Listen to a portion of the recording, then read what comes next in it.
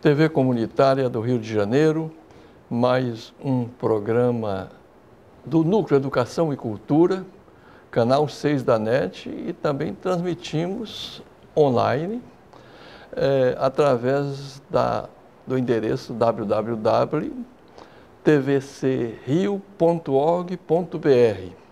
E hoje nós temos aqui a grata satisfação de entrevistar o nosso querido Rafael, companheiro, um dos dirigentes também lá da cooperativa, na verdade, o dirigente da cooperativa do Inverta.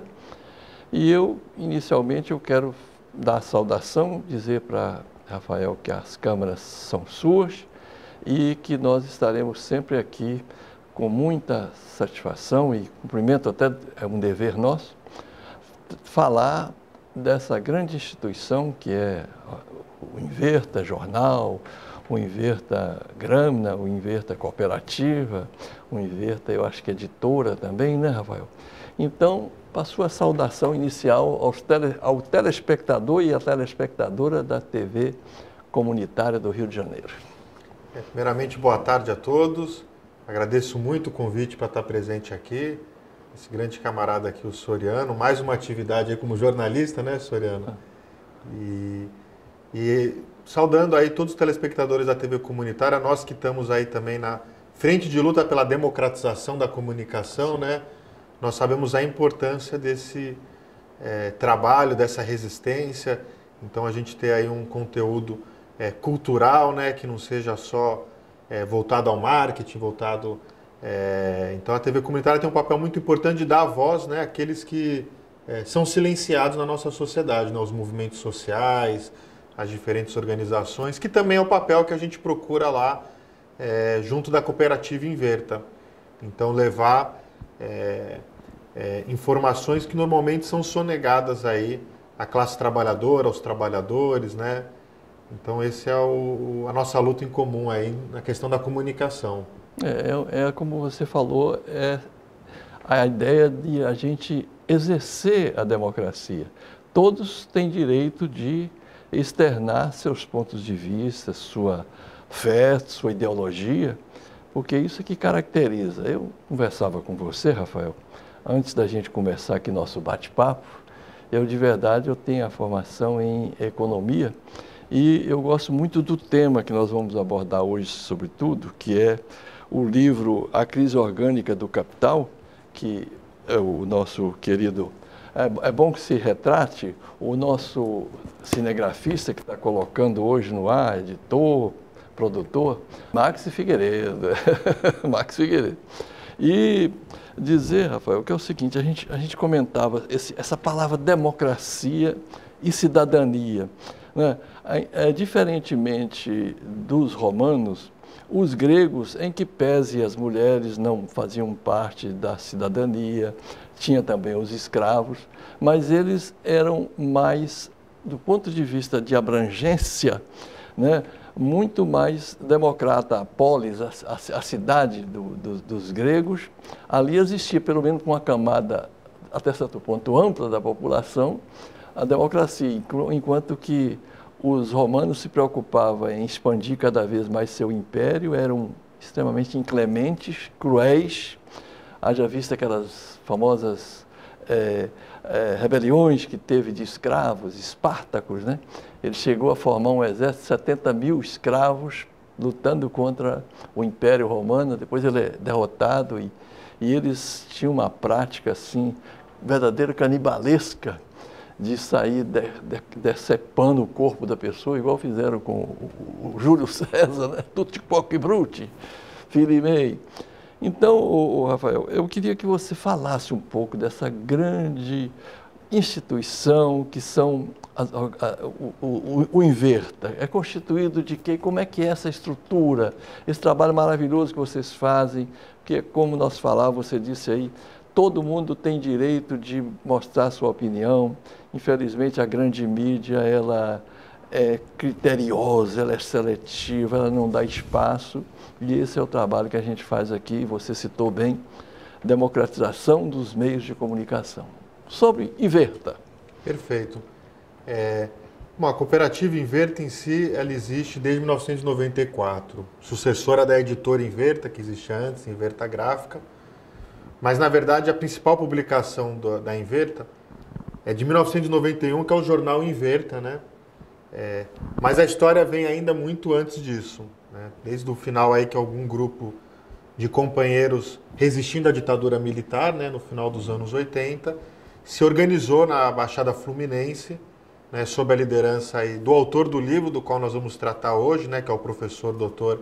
Aloysio Pampolha Bevilacqua, e se organizaram num momento ali de uma conjuntura muito difícil, talvez até um pouco semelhante com hoje, que era de uma grande onda reacionária se espalhando pelo mundo, né, que deu a culminar, por exemplo, em 91, com a queda da União Soviética, né, um processo que foi derrotado, mas não fracassado, longe disso, porque apontou e demonstrou para a humanidade valores e que um outro caminho é possível, de solidariedade, né? Então, mas até por isso o nome Inverta, né? Porque a gente vinha num momento de uma realidade de retrocessos, então Inverta é quase que um grito, uma palavra de ordem, né? No sentido de mudar essa conjuntura. E também baseado num trecho do Marx, quando ele diz que a ideologia da classe dominante ela é o reflexo invertido da sociedade, né? Quando a gente assiste aí os grandes monopólios de comunicação, ou se você escuta o pensamento hegemônico, as coisas estão completamente trocadas, os valores estão completamente de cabeça para baixo, né? O que é valorizado. Então, realmente, essa ideia do Inverta, quando o Marx colocava, era de colocar novamente a consciência sobre os próprios pés para a gente poder enxergar essa realidade como ela é, né? Então, essa é a palavra de ordem que está colocada. Hoje, temos a cooperativa Inverta, né? Que é uma união de trabalhadores em serviços editoriais, noticiosos. Então, lá a gente faz toda a parte também de trabalhos de comunicação, publicações de livro, né? Sites. E o jornal Inverta, que é a principal publicação, né?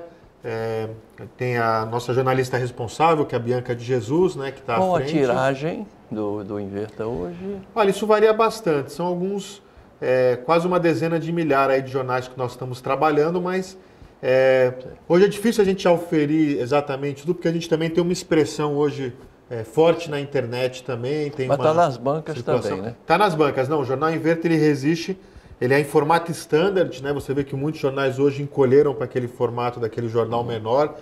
Nós mantemos o nosso projeto gráfico e ele é distribuído em assinatura, venda militante e também nas bancas aí de várias capitais. São Paulo, Rio de Janeiro, Belo Horizonte, Fortaleza, Curitiba, Porto Alegre. Então a gente tem aí também esse trabalho de divulgação da literatura impressa. Claro que não estamos alheios aí às novas formas. E a periodicidade, ele é semanal, mensal? O Inverta foi semanal bastante tempo, né? E hoje em dia a edição impressa ela está saindo mensalmente. Ótimo. Agora a gente no nosso site, nas nossas redes, a gente também vai publicando informações aí mais de acordo com a necessidade aí do momento, né?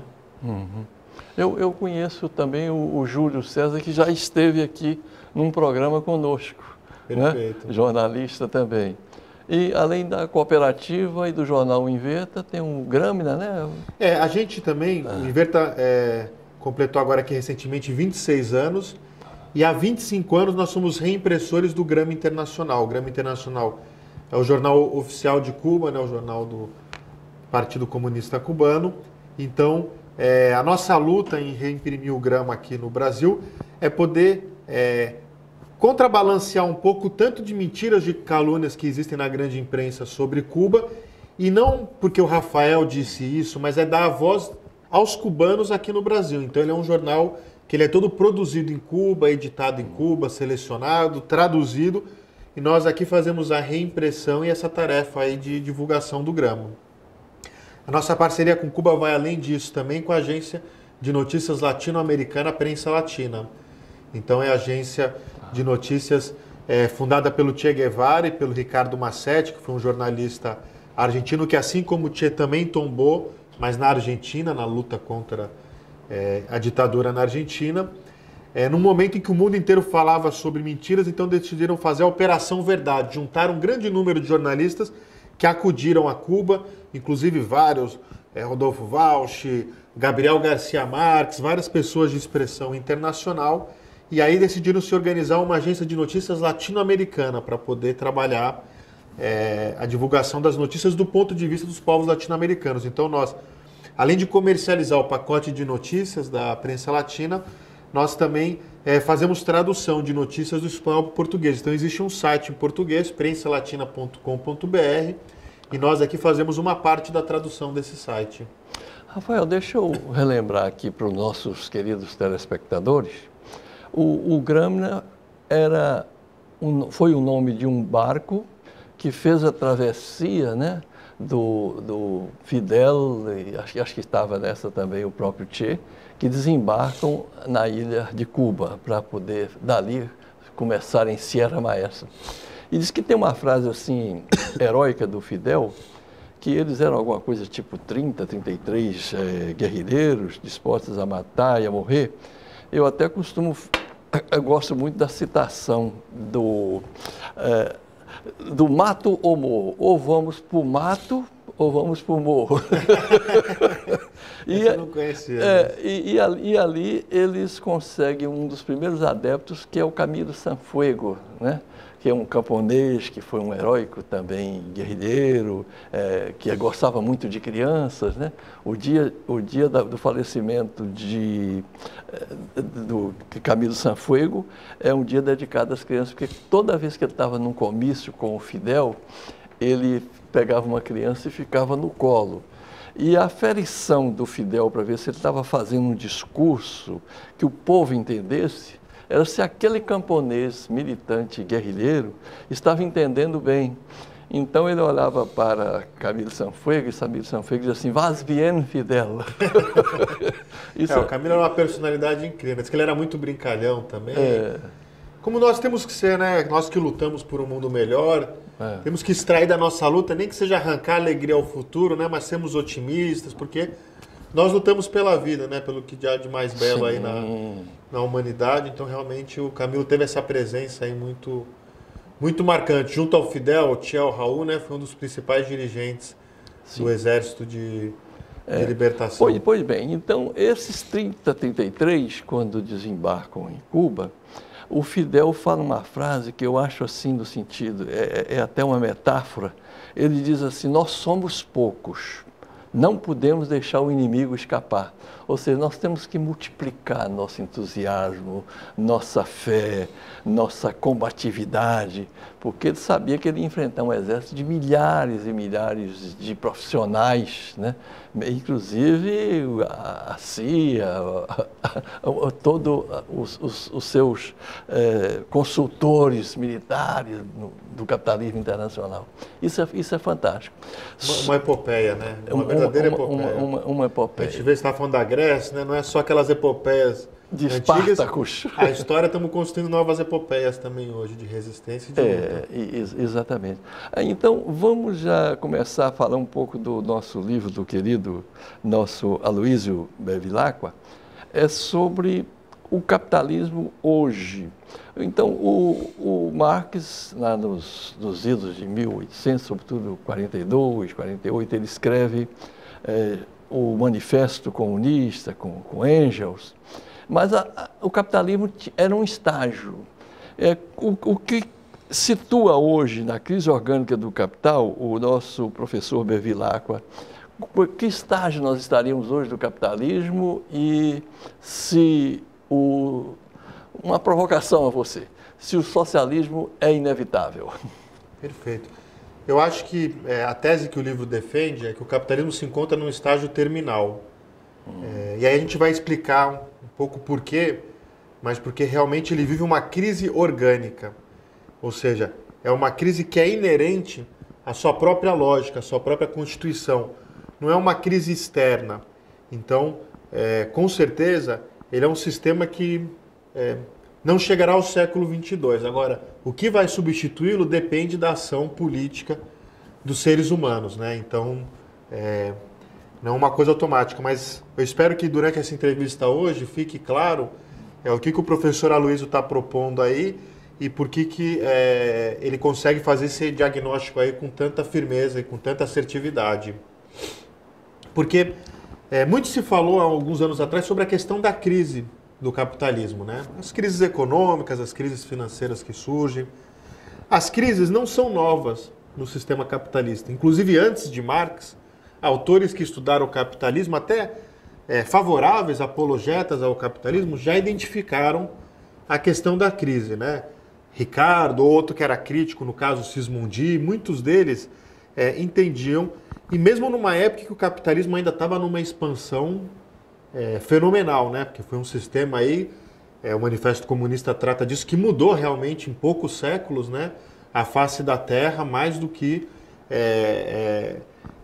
a história anterior. E agora, não se sabia ao certo identificar naquela época o que seriam essas crises. Por exemplo, um autor que era o Jevons, que foi um autor aí também do século XIX, ele atribuía, né, porque como naquela época os físicos estavam apontando pela primeira vez com filtros os seus telescópios para o Sol, e eles perceberam a existência de manchas solares. Então o que o Jevons atribuiu? Ele falou, olha, porque a crise era um dado empírico, palpável. De repente ocorriam falências, as pessoas eram demitidas, os preços subiam. Porque quando a gente para pensar, a crise do capital ela é uma coisa muito contra-intuitiva, porque você pensa assim, puxa, mas olha só, tem mercadoria que está encalhada, que não é vendida. Tem gente desempregada, passando fome.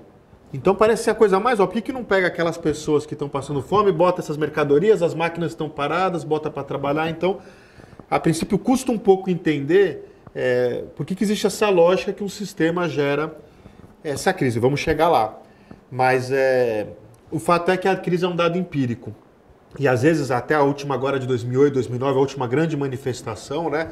Mesmo os grandes prêmios Nobel de Economia dizendo que a crise estava superada, que agora com a informática a gente tinha como colher dados do mundo todo, planejar a demanda, planejar a produção, mas os fatos foram mais teimosos. Então, eu falava do Jevons, o Jevons ele apontava, né, isso o Aloysio relata aí no livro, e eles viam que o Sol tinha manchas. Então, o que ele construiu a explicação dele? Ele falou assim, não, então nesse período que existem as manchas solares, isso traz uma radiação para a Terra, destrói a agricultura, vem secas, vem questões assim, e aí da agricultura você gera uma crise na agricultura e isso passa para os outros setores, para a indústria. Então, o Jevons já identificava o caráter cíclico da crise, mas ele atribuía isso a uma questão externa do capitalismo, ou seja, ao ciclo próprio da natureza.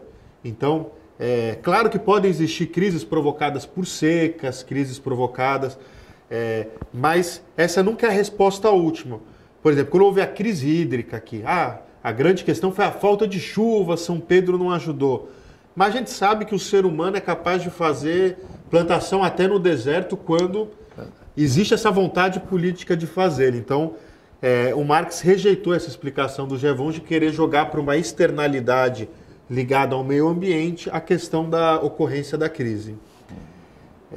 Então, é um dado muito interessante porque a crise tem essa teimosia aí dos fatos. Agora, existe um grande debate mesmo dentro do marxismo sobre a natureza e as características da crise.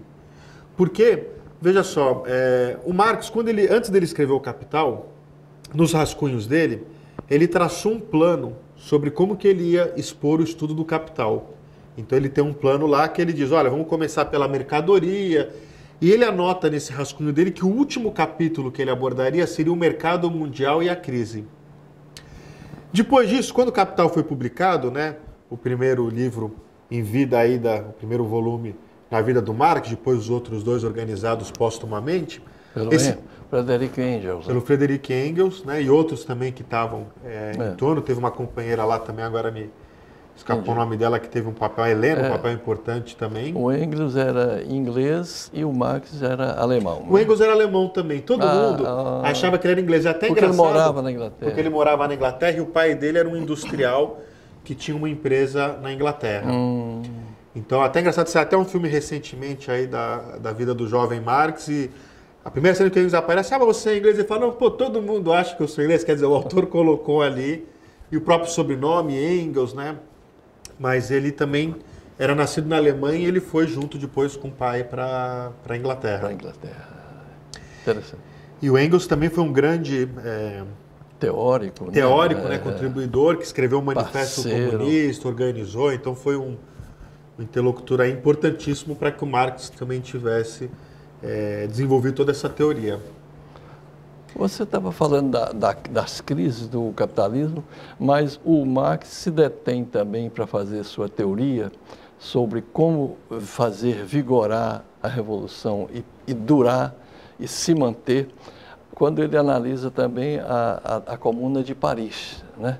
Ali ele também vai fazer suas observações, anotar tudo que foi ali relatado e analisar por que só durou, digamos, 30 dias e por que fracassou, né?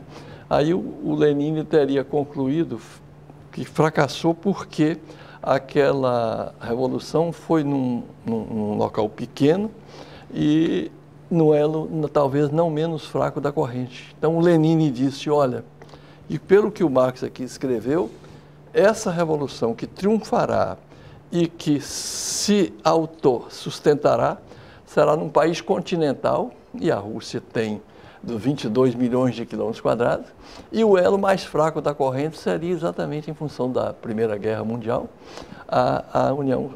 então, que gerou a União Soviética.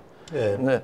O Marx também, na análise dele, ele chama a atenção para que eu acho que até por uma falta de compreensão teórica, e é importante porque a teoria ela é fundamental pela questão da prática, quando os comunados tomaram o Banco Central de Paris, eles ficaram com medo de assumir o banco e usar aquilo nos gastos de guerra, então eles tiveram quase que não, aquilo é a poupança de toda a nação e não perceberam que na verdade eles estavam ali representando o interesse do povo francês e da nação francesa. Então o Marx chama bastante atenção também para esse erro, quer dizer, tinham muita vontade, né? O Marx advertiu muito antes da insurreição de Paris que aquele não era exatamente o momento, que havia que tomar calma, que havia que preparar, mas depois que a revolução explodiu, o Marx também escreve, não, agora só cabe a gente apoiar, porque com todos os erros que tenha, é uma iniciativa de boa vontade da classe operária. Mas eu chamo a atenção para isso, né, porque essa foi uma luta muito forte do Marx na época do seu tempo, porque tinham vários revolucionários, La Salle, outros revolucionários, que tinham um grande poder de oratória, de agitar as massas, mas que não tiveram mesmo... mulheres também, né? Mulheres também, claro, muitas revolucionárias também, mas que não tiveram... talvez o mesmo cuidado, por que o Marx tem esse papel tão destacado, né? Mas esse cuidado mesmo do Marx com a teoria, com o estudo. Então, quer dizer, o Marx e o Engels foram pessoas muito práticas, dirigiram a Primeira Internacional dos Trabalhadores, fugiram da polícia várias vezes, quer dizer, tiveram uma vida, mas o Marx sempre teve essa visão de que nós precisamos compreender a realidade para poder transformá-la. E eu acho que é isso um pouco também o que norteia os esforços aí dos pesquisadores do nosso Centro de Educação Popular, Pesquisas Econômicas e Sociais, que é o CEPS também, que é ligado à Inverta, mas é a constatação dessa necessidade de que se nós não nos determos para fazer uma análise concreta, real, científica e rigorosa da realidade hoje, pode ser que a nossa boa vontade de transformar o mundo não seja suficiente e que a realidade mesmo muitas vezes possa, sem nós percebermos, estamos até fazendo o jogo do inimigo ou lutando de alguma forma que seja contraprodutivo. Então, por isso que essa atenção à teoria não é uma questão de um capricho ou de um academicismo, não. É uma necessidade da classe operária mesmo, na sua luta pela transformação social, e todo o povo trabalhador de estudar a realidade com afinco. Interessante.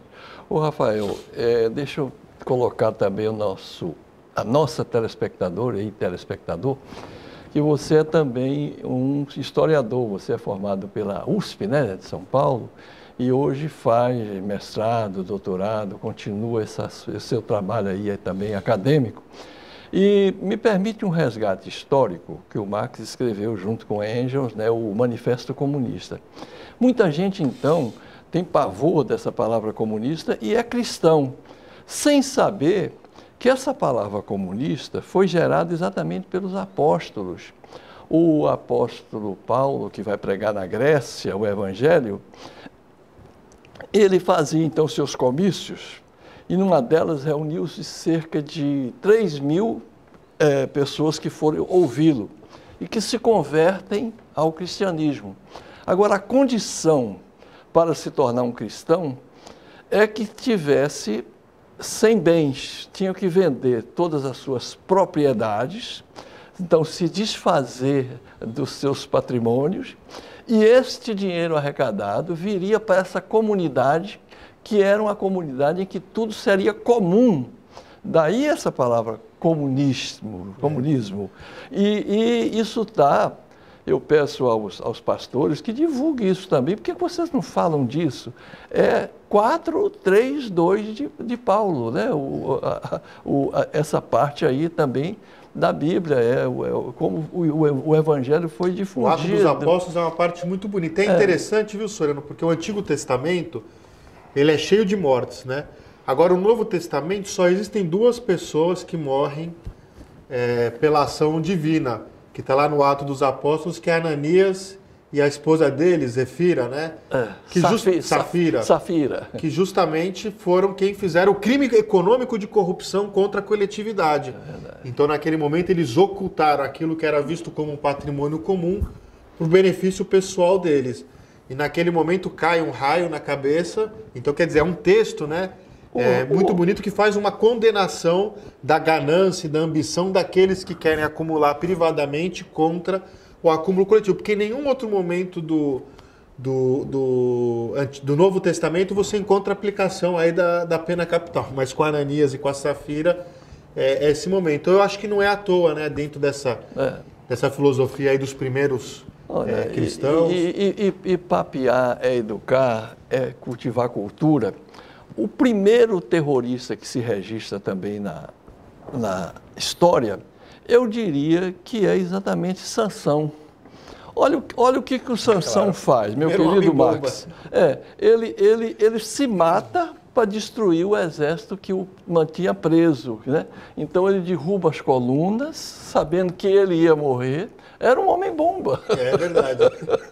Então, esses resgates a gente tem que fazer. Apesar também de que o Sansão, antes de ser este homem assim, tido como importante, né, era um tomador de cana, era um mulherengo. Esse foi o fraco dele, né? E depois ele é santificado, né? Então, tem esse lado. Mas eu perguntava a você da inevitabilidade do socialismo, ou como você deixa eu colocar, olha, uma coisa é certa, o capitalismo, principalmente esse selvagem que a gente está vivendo aí, do Temer querendo retornar à escravidão dos romanos, né, o direito romano, mostrou que não é solução para nada. Como também as ditaduras, é importante que a gente aqui, nós que somos democratas, a gente diga que ditadura, não tem também ditadura militar, não tem solução para absolutamente nada. Você consegue fazer uma pessoa render mais no trabalho através de pressão? No curto prazo. Logo a seguir, ela vai estar fatigada e vai ter que se tratar. Pelo contrário, vai ficar muito mais caro para você, seja porque vai ter que tomar mais medicação. Então, isso de você pressionar as pessoas, de você escravizar, isso não é, no médio e longo prazo, nada produtivo. Tanto assim é que a nossa própria ditadura aqui foi derrubada pela ação dos trabalhadores, mas dos próprios capitalistas que chegaram à conclusão que aquilo era anacrônico, estava prejudicando os negócios. Imagina um oficial de cavalaria querer falar de economia ou ditar as normas aí de educação para o povo. Então, não estava cada um no seu devido lugar. Eu acho que o Exército Brasileiro é fantástico e é importante para defender nossas fronteiras, para cuidar, defender as leis, a Constituição brasileira, mas não pode passar suas funções, porque aí é como você falou, a ordem fica invertida e nós temos que desinverter a ordem. Claro. Não é?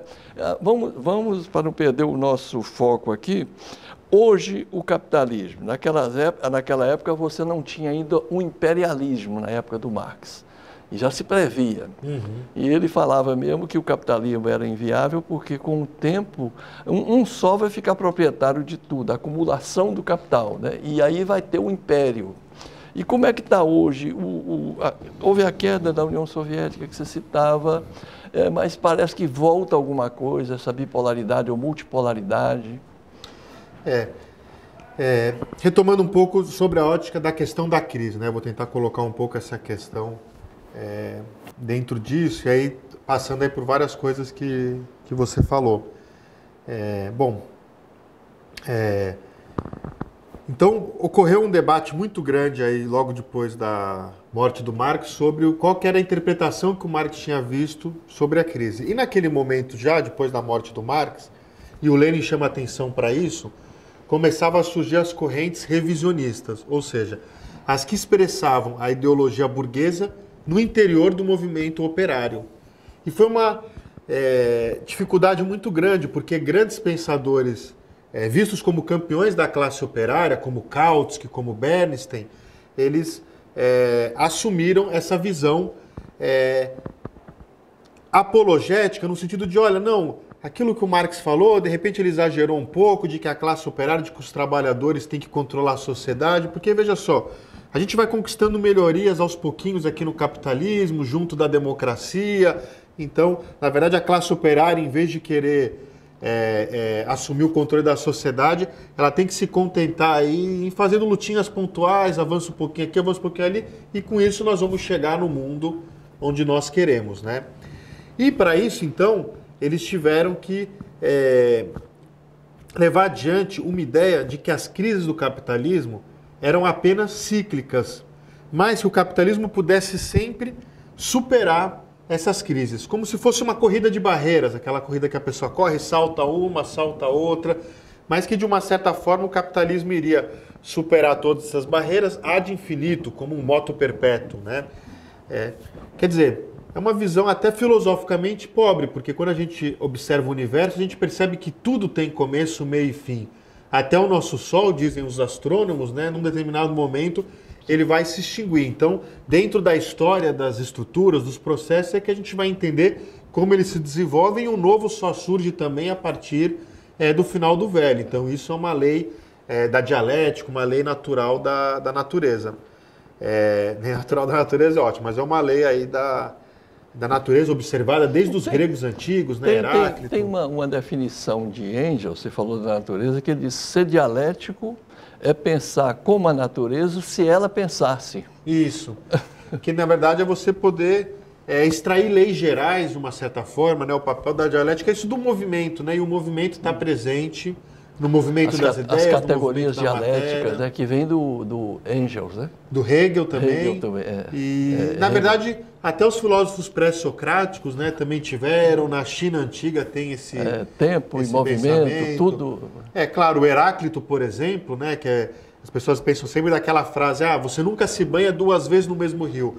E nem o rio é o mesmo, nem você. Mas era um pensamento muito baseado na contradição, por isso muito rico. Mas quem venceu na história do pensamento não foi a visão do Heráclito. O Heráclito foi a minoria. A gente hoje resgata ele, mas foi a visão do Parmênides, então aquela visão estática, né, dos eleáticos, aquela visão de que a contradição não cabe dentro do raciocínio. Ou a coisa é, ou ela não é. Porque se ela fosse o que ela não é, isso daria uma contradição e isso não funciona. Então, com isso, ficou um pensamento muito estanquizado. Então, Marx recupera, e é muito importante, um método dialético do Marx, que é justamente o método que analisa os processos, que analisa as transformações, que analisa os movimentos. Então, eu acho que, na verdade, a gente está aqui analisando um capitalismo em transformação, né? O próprio Copeiro Soriano colocou aqui que a época do Marx não é o mesmo capitalismo que nós vivemos hoje. Então, é muito interessante porque o professor Aloysio, ele resgata, depois que o Marx faleceu, muito depois, póstumamente, foi publicado os Cadernos dos Rascunhos do Marx, que era o tal dos Grundrisse. Grundrisse em alemão quer dizer rascunho.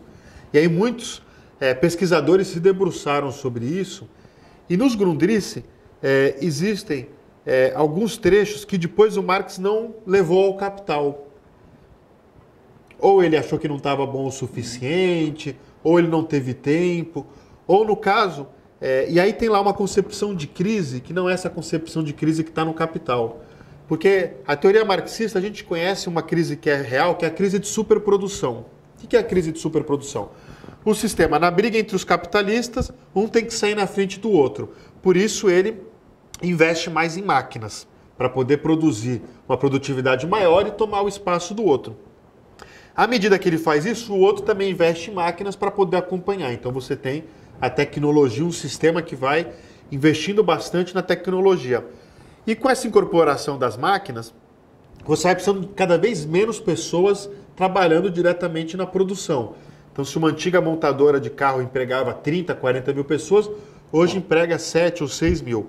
E o que acontece? Você passa a ter uma massa de desempregados muito grande e uma produção muito grande de mercadorias. Então, gera uma contradição entre você não ter pessoas que são capazes de comprar aquela mercadoria e um encalhe de mercadorias. Então, isso tudo leva à não realização da mercadoria e leva a uma crise. Então, essa é a visão clássica da crise de superprodução ou de subconsumo, que muitos autores trabalharam depois, Rosa Luxemburgo. E essa crise ela é verdadeira, ela é real. Porém, ela não explica tudo da situação que a gente está vivendo hoje. Até porque a crise de superprodução ela é uma crise cíclica. O capitalismo tem como contorná-la através de mais centralização, guerra, destruição dos meios de produção. Então tem as formas clássicas, né? O Marx trabalha isso no Manifesto Comunista. Porém, a gente está vivendo hoje uma época, Soriano, não é uma visão de determinismo tecnológico, de achar que a tecnologia determina o ser humano, porque o ser humano é um ser político. Mas, de uma certa forma, nós somos também, nos diferenciamos dos animais pelo fato de nós trabalharmos, né? Então, o que diferencia um ser humano de uma abelha? A abelha pode fazer uma colmeia que nem o melhor arquiteto é capaz de fazer. Mas a abelha, ela está programada geneticamente para atuar daquele jeito. Todas as gerações de abelha vão fazendo aquela colmeia. Enquanto que nós, seres humanos, temos a capacidade teleológica de adiantar os fins com os meios, de projetar. Então, a gente pode projetar e fazer um desenho. Então, o ser humano ele foi sendo criado à medida que os nossos ancestrais passaram a trabalhar e construir ferramentas, que inclusive é antes até da nossa espécie biológica. Os australopitecos, que existiam há milhões de anos atrás, eles já desenvolviam ferramentas. Então, veio uma primeira grande revolução na história da humanidade, que foi a revolução do Paleolítico. Foram grandes invenções naquele momento, a rede de pesca, a pintura, o fogo, o abrigo, a cerâmica, a linguagem, a música, a flauta. Então a gente não consegue imaginar nem o que é o ser humano diferenciado dos outros animais se a gente não pensar nessa revolução. Depois veio uma outra revolução muito importante, chamada de Revolução Agrícola ou Revolução do Neolítico. Há mais ou menos aí uns 10 mil anos atrás, em várias partes do mundo, separadamente, na China, também no Oriente Médio, aqui no Brasil. Então o que foi isso? Foi a domesticação das plantas, a agricultura, dos animais, dos outros seres biológicos. Da cacimba. Da acumular água. Isso acho que já no Paleolítico ele já tinha um pouco isso daí.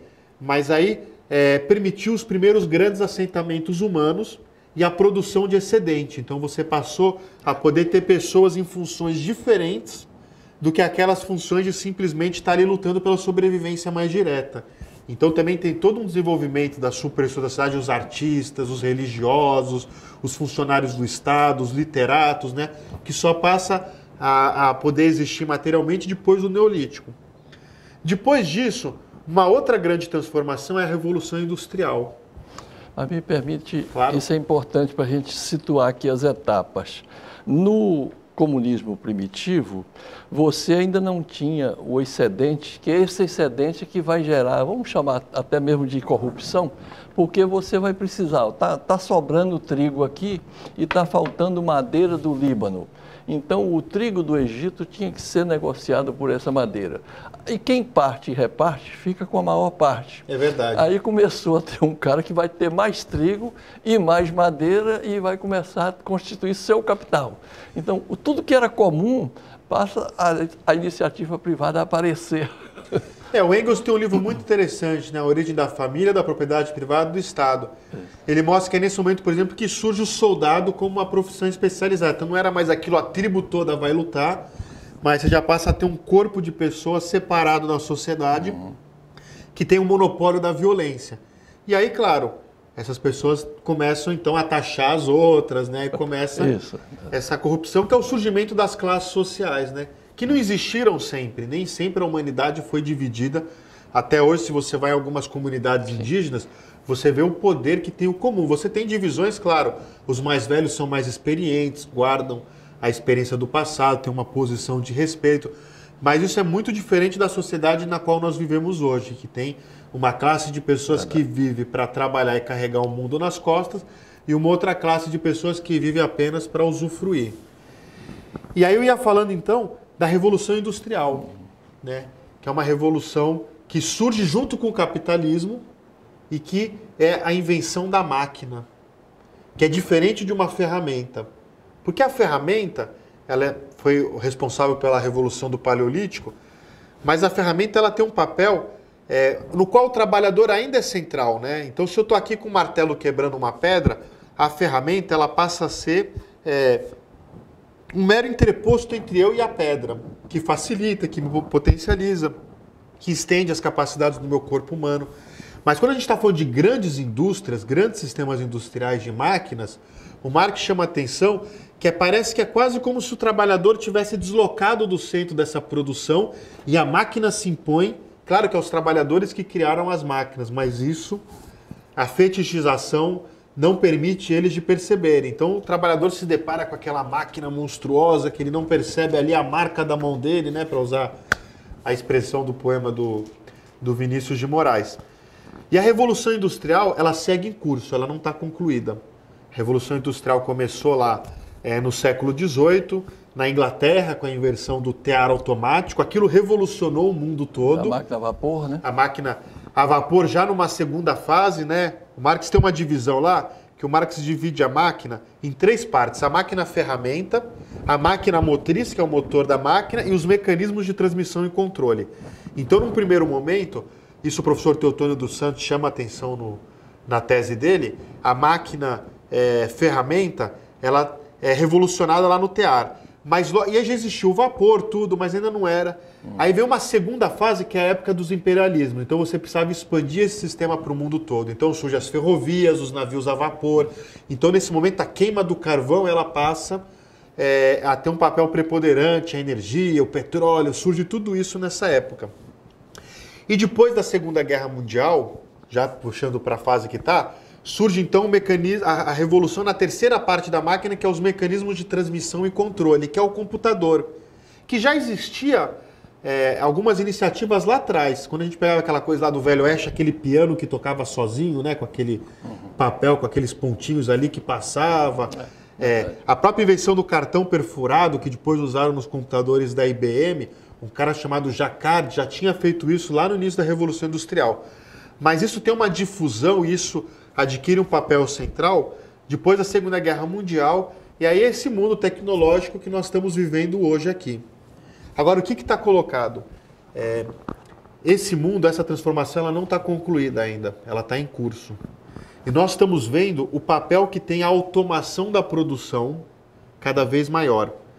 Então, se no começo aquela crise de superprodução era as máquinas substituindo o trabalho braçal, hoje em dia a gente vive o alvorecer de uma nova era, onde, com a inteligência artificial e os computadores, muito dos trabalhos humanos que até então pareciam seguros, uma máquina nunca vai dirigir um carro porque pode atropelar um pedestre. Bom, hoje nós temos computadores que pousam aviões, decolam aviões, fazem tudo isso, e pode ter certeza, um bebê que está nascendo hoje talvez nunca vai dirigir um automóvel, porque já é uma realidade concreta os carros autônomos e que estão funcionando.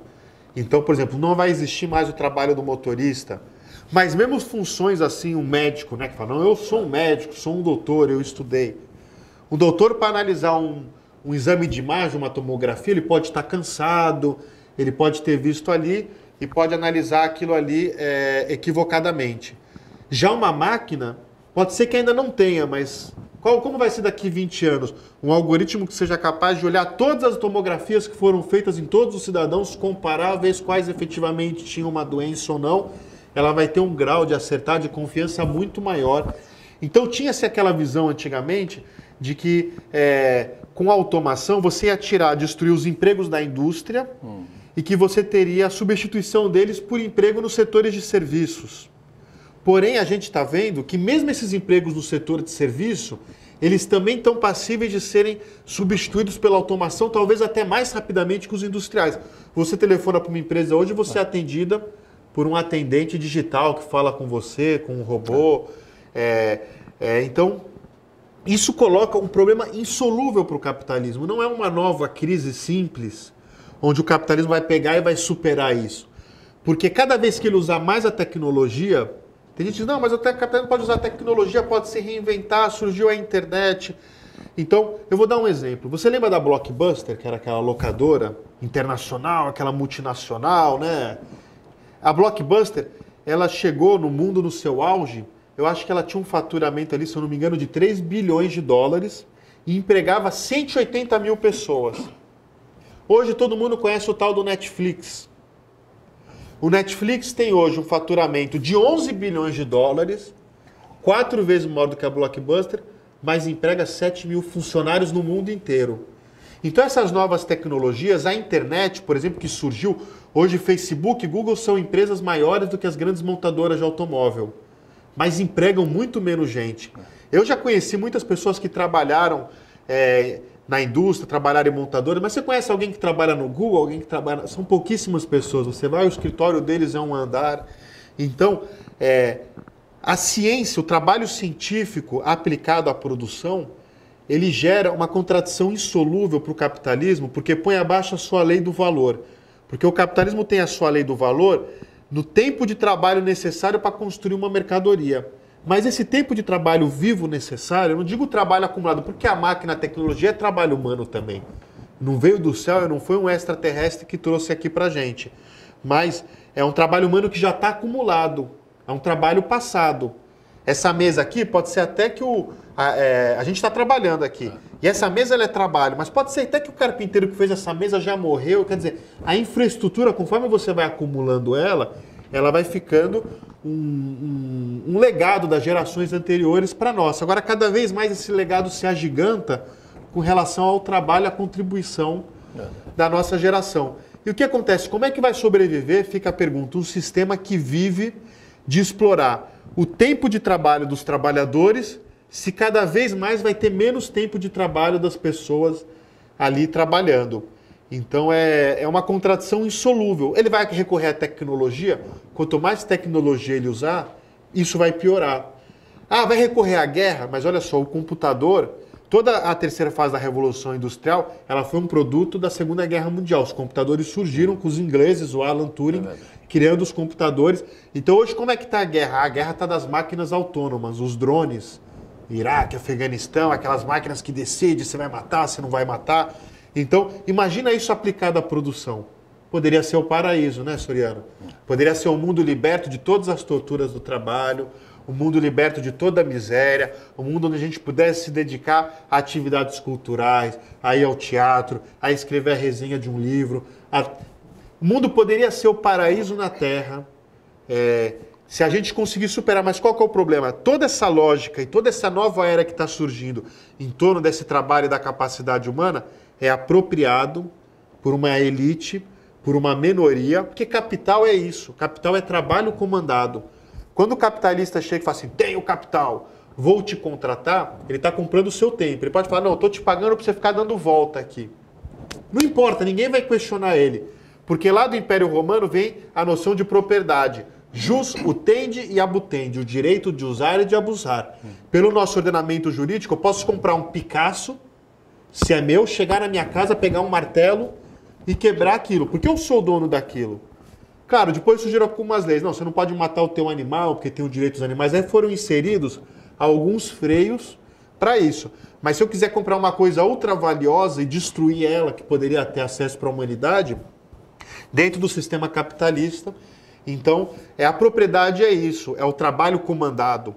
Então, na verdade, a humanidade, infelizmente, se debate pelos mesmos problemas das tragédias gregas, que é a questão do poder, que é a questão do controle sobre o outro, é a ubris do ser humano, o orgulho, aquela necessidade de autoafirmação. Então, tudo isso daí se desenvolveu junto com as classes sociais e a gente vive aí essa contradição entre estar no alvorecer de uma era fantástica, mas, por outro lado, todo esse poder que está surgindo está sendo controlado na mão de meia dúzia de poderosos que são vampiros. Pois é, mas aí o Lenin vem e diz o seguinte: a revolução estará madura quando os que estiverem por cima já não conseguem controlar os de baixo, porque eles estão tão revoltados e são tantos que ele perderá o controle. E tem até uma parte do livro do Josué de Castro que ele diz assim para a mulher dele: olha, você lembra daquele casaco de frio? Me dê urgentemente. Mas você mal chegou, já está querendo inventar. Não, eu preciso para levar para uma pessoa lá embaixo. Mas quem é essa pessoa que está lá embaixo?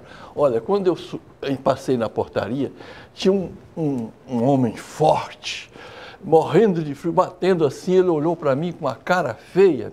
E é melhor eu já adiantar, antes que ele queira tomar de mim, eu já fornecer para ele este casaco de frio, para acalentar o que ele está ali sofrendo. Aí ele diz assim: brevemente no Brasil, vamos ficar divididos entre os que trabalham, os que não trabalham e os que não comem. Ou seja, os que não dormem porque estão com fome, e os que não dormem porque têm medo dos que estão com fome. É interessante. Então, nesse momento é que o Lenin fala, nesse instante, que é difícil saber se é esse momento mesmo, a revolução está madura para pegar em armas, para sair por dar tudo ou nada. E o Aloysio defende uma coisa muito interessante. Mata o morro. A crise é um dado objetivo. E o capitalismo pode pagar os melhores propagandistas que existem, ele pode pagar todo mundo, pode jogar toda essa ideologia deles, pode aprisionar os que falem a verdade, mas os fatos são teimosos. A própria dinâmica do capitalismo vai criar os seus coveiros. Então, o sistema investe muito em propaganda, ele tem os melhores publicitários, ele tem os canais de comunicação, ele tem as pessoas que vão ali, tá todo o tempo convencendo todo mundo de que está tudo bem. Mas realmente quando as pessoas sentem o sofrimento na pele, né? É igual a gente está vivendo agora aqui no Brasil. Quantas pessoas estão caindo na real da besteira que fizeram há tempos passados, acreditando num canto de sereia da mídia, de que, olha, não, esse daí, vamos derrubar uma presidenta que foi eleita com voto, que isso daí vai acabar com a corrupção. E agora, o que resta hoje? Uma situação muito difícil de cinismo, né? De apatia por parte das pessoas. Mas vamos falar onde conseguir esse capital aqui maravilhoso, cultural, que é a obra A Crise Orgânica do Capital, volume 1, do nosso querido Aloysio Pamplona Bevilacqua. Perfeito. Então, para aqueles que ficaram conosco aí e acompanharam, o livro pode ser adquirido em algumas livrarias, né? A gente está trabalhando aí com Saraiva, Cultura, mas quem quiser contribuir com a editora Inverta pode comprar no nosso site cooperativa.inverta.org. E o endereço de vocês aqui no Rio? Nós estamos atualmente lá na Rua Regente Feijó, 49, segundo andar. Certo. Uma outra pergunta é o seguinte, outra questão que eu queria trocar ideias com você. Nós falamos muito dos homens. Aliás, eu não gosto muito de dividir isso da humanidade entre homens e mulheres, mas hoje é uma questão assim recorrente, de a gente sempre que compõe uma mesa, não esquecer das mulheres, não esquecer das diversas etnias. Sobre Rosa Luxemburgo, eu gostaria de saborear um pouco da sua cultura aí, falar dela, essa mulher fantástica que morreu, foi fuzilada. A Rosa Qual a contribuição dela para o marxismo? A Rosa teve uma contribuição fundamental porque ela veio justamente nesse momento de avanço do revisionismo. E num momento em que um partido muito importante, né, que é o partido que depois o Engels tinha, no final da vida dele, também trabalhado, deixou até bens materiais, que era o Partido Social Democrata da Alemanha, foi um partido que era a grande esperança da classe trabalhadora. mas o partido, alguns de seus dirigentes, claudicaram e caíram para o outro lado e converteram aquele partido num partido que aceitou o sistema capitalista. Então a Rosa liderou ali um trabalho de resistência muito grande, com muitas dificuldades, ela ficou muito tempo presa, muito tempo sem saber o que se passava. Criaram muitas intrigas também entre ela e o Lênin, ela dentro da prisão. Tanto que quando ela sai, fala, poxa, olha, eu escrevi algumas coisas sobre a Revolução Bolchevique, mas eu estava também mal informada, numa condição difícil de estar presa. Então, ela liderou junto com Karl Liebknecht essa resistência, que era o grupo espartaquista, que é esse nome em homenagem a essa grande revolta aí do Império Romano. A gente vai vendo como as coisas todas aí vão se conectando. E aí, então, ela é covardemente assassinada. O livro trata também da teoria da Rosa, não concorda com muitas coisas lá na parte da questão da crise, do subconsumo, mas em momento algum, deixando de reconhecer o papel importante e resistente que nós temos que reivindicar dessa grande camarada, exemplo para todos os lutadores, que foi a Rosa Luxemburgo. Rosa Luxemburgo. Ô, Rafael, eu deixo a você aqui o minuto final, já agradecendo a sua participação, convidando os companheiros do Inverta para também virem aqui, batermos um papo, fazermos conversa de camaradas que vêm de câmara, né? E de companheiros que vêm de pão, e para a gente prosseguir esse bom papo. Olha, obrigado, e a câmara é sua para você dar um alô ao nosso telespectador. Que mensagem, esperança. Obrigado, Soriano, obrigado a todos os telespectadores. A minha mensagem é uma mensagem de esperança, uma mensagem de luta, é uma mensagem de orgulho de estar aqui falando de uma obra tão importante como essa, e de que nós não podemos desanimar. Eu sei que a gente está vivendo aí uma realidade muito difícil, que parece que lutar não faz sentido e que é melhor entregar os pontos, mas se a gente for olhar a história da humanidade, já passamos por muitos momentos assim. E nós temos um futuro, viu, Senhor? Acho que a gente não pode se prender muito. Nosso passado é interessante, nós aí como amantes da história, mas eu fico às vezes imaginando quais realizações a humanidade liberta do capitalismo, uma humanidade onde o homem não seja aí o lobo do homem ou o algoz do homem, o que nós ainda poderemos fazer de realizações aqui para o futuro. Então eu acho que agora, para isso nós temos que lutar com muita determinação e com muito afinco contra aqueles que querem amesquinhar a existência da humanidade em benefício de alguns poucos egoístas aí dentro desse sistema capitalista. Então, o agradecimento em nome de todos os trabalhadores da cooperativa Inverta por esse espaço aqui, na nossa grande parceira que é a TV Comunitária. Espero que uma próxima vez o próprio autor do livro, que não estava aqui no município do Rio de Janeiro no momento, possa estar presente, como ele vai estar em outras atividades aí de lançamento também. Rafael, nós que agradecemos, e você acaba de assistir mais um programa Educação e Cultura da TV Comunitária do Rio de Janeiro, canal 6 da NET e online tvcrio.org.br. Muito obrigado.